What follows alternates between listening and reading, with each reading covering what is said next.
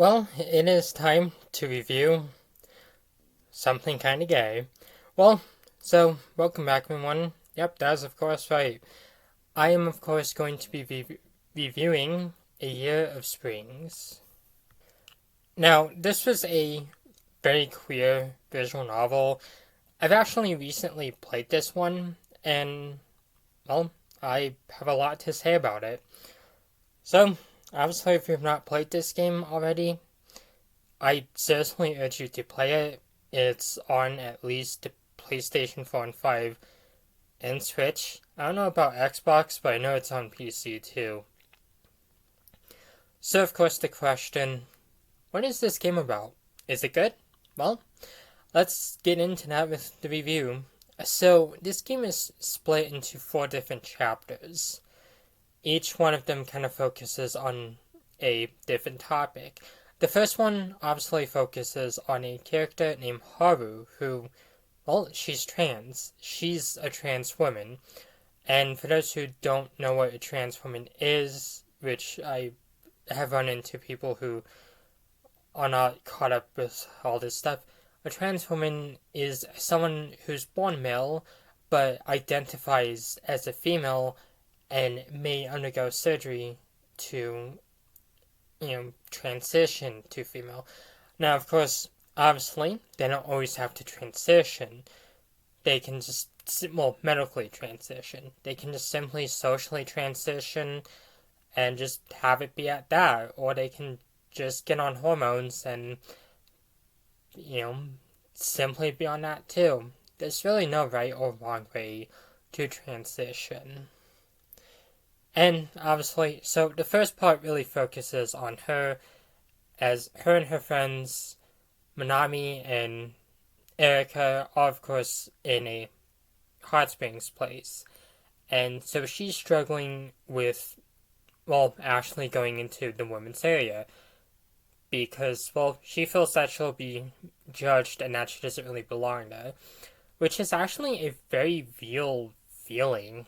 I mean, I'll obviously probably get into my experiences as a trans woman sometime down the line, but I've heard plenty of people who are nervous entering, spaces with other women because they're scared of being judged.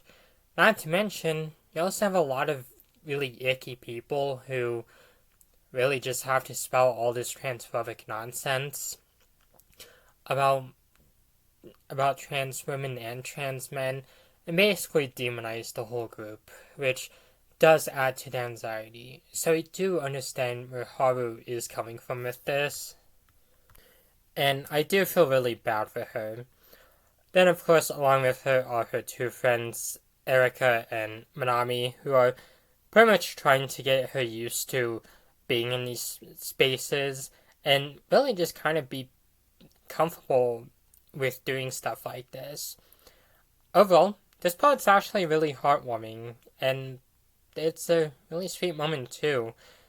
Erika doesn't really know that Haru is trans at first, and she gets educated on Haru's identity and is a very supportive person. Part 2 focuses on Haru's birthday. Haru doesn't really want to celebrate it. She doesn't really want to trouble her friends. But Erika and Manami want to throw her a nice birthday. Trouble arises though, because some places won't let Haru in because she's trans. And unfortunately, this has been an issue with some places. Not just for trans people, but also with other members of the LGBTQ community. I remember some time back there was a bakery that got into controversy because they refused to bake a cake for a gay couple. And I've known other queer people who've been discriminated against. I myself have also been subject to discrimination, and it honestly really sucks, which is the reason why I do fight for my queer siblings. Depending on the, of course, depending on the choices made in this one, Haru can either have a good birthday or she can have a bad birthday. It really just depends on what you choose, to do and how you really choose to tell her about some things. Overall, it's actually a really nice part, and it feels like it brings Haru and Erika closer. Then, of course, there is the third chapter. This is the one that generally really brought me to surprise. So, well, Minami finds out that Erika and Haru are in fact a couple. The two of them entered a relationship with each other, and it's definitely surprising to Minami at first, but she grows to quickly accept it. But something also awakens in her, and that's the fact that she doesn't really feel any sexual or romantic desire. Now, obviously, some people would just simply say, well, maybe she's just not interested in the person she's dating. But other people would instantly recognize that Minami is in fact aromantic and asexual. Now, of course, for those who don't know what these are, asexuality is part of the sexuality spectrum. It's basically someone who doesn't really feel any sexual attraction towards others. They might feel some attraction, but it's also kind of low. And some people are also repulsed by any sexual attraction. Meanwhile, aromantic, they just simply don't really feel anything romantic. Or if they do, it might just be low. And some people might just be off put by romance. All of this is, of course, valid. Obviously, have some Ace and Arrow friends too. If they're watching this, I just want them to know that their identities kick ass. Now, of course, obviously, Minami does struggle with this at first, and her friends are very accepting once they know. So is her boyfriend. While the relationship is definitely different compared to other relationships, he's still accepting, and the two decide to continue with the relationship and see where it leads them, which I think is heartwarming because a lot of people really seem to forget that asexual people can also get into relationships. I mean, I have quite a few ace friends who are in relationships, and two of my partners are also asexual, and I'm with them. I myself am also on the asexuality spectrum as I'm ace flex.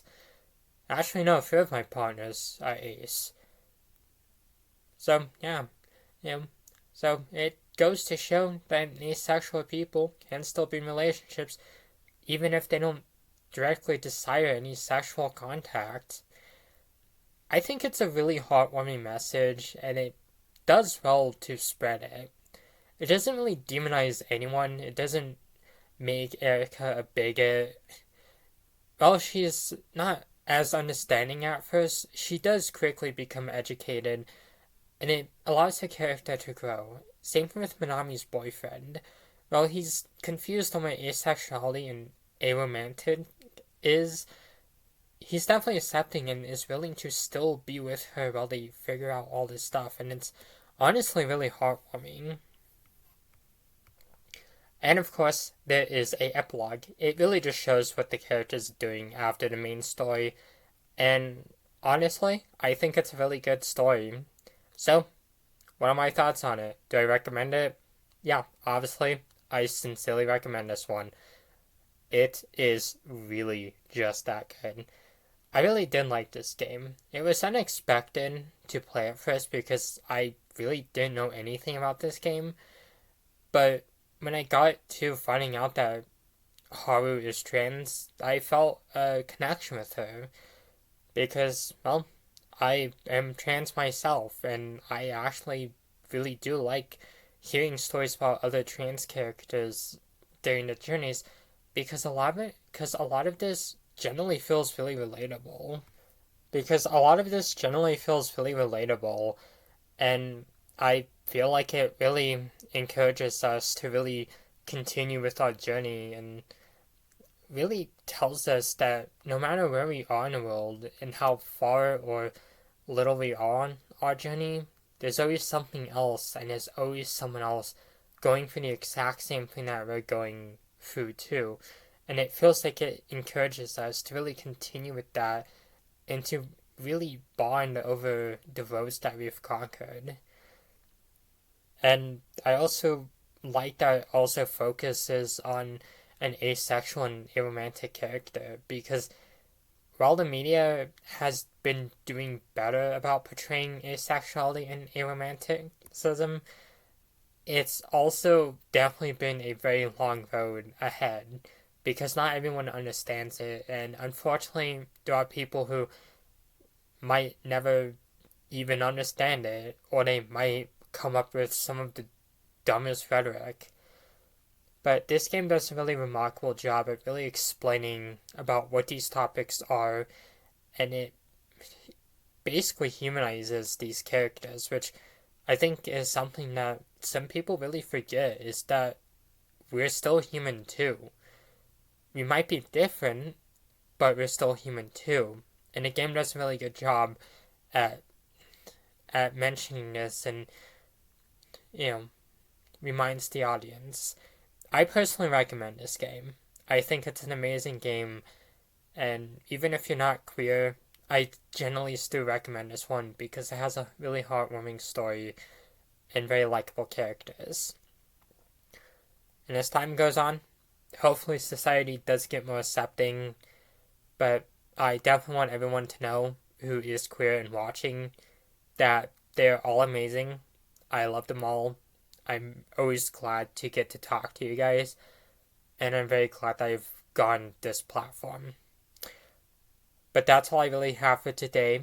Obviously, I'll be back next time with more stuff in the future. I'm planning on doing like way more reviews and such. But right now, I actually gotta go to bed because it's like 1 in the morning and I got school in like 7 hours. So, ciao.